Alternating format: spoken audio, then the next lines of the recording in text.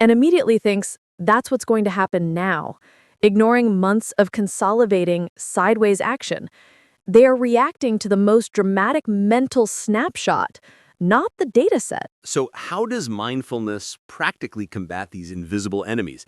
How does sitting still for 10 minutes make me immune to my own brain's evolution? It's all about attention training, Alex. Think of your mind as the internet connection for your trading platform. Without mindfulness, you have dozens of tabs open, personal worries, an argument from last night, fear of losing, excitement about potential gains. That saturates your mental bandwidth and causes cognitive lag. Mindfulness is the act of closing those tabs. You focus all cognitive capacity on the present moment, on the chart. That non-judgmental observation skill, the ability to sit and just notice your brain anchoring to a price, that's the expertise. You create a separation. There is the thought of regret. And here is me, the observer, choosing to stick to the plan. That leads directly to the neuroscience of discipline. You mentioned the prefrontal cortex, the seat of executive function, and the amygdala, the fear center.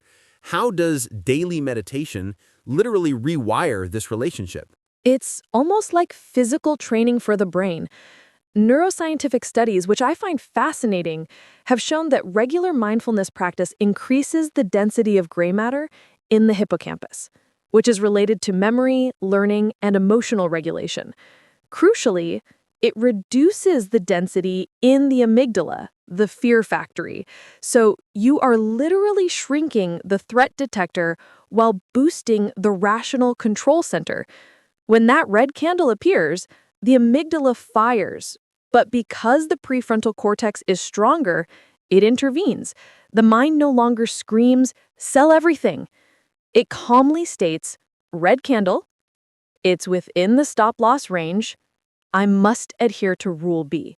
That calculated pause is the difference between consistent profitability and impulsive ruin. That pause is the discipline. It's what allows a trader to operate with the consistent, data-driven mindset of an institution. You used the great analogy of the U.S. Federal Reserve. The Fed does not change its interest rate policy because of one bad day on the stock market or one sensational news story. It follows a roadmap defined by months of data, models, and long-term objectives. Profitable trading requires that same institutional mindset. Meditation helps depersonalize the loss. A loss becomes a statistically expected operating cost, not a personal attack on your intelligence or worth. It reinforces the neural connection between plan and action, eliminating that internal debate.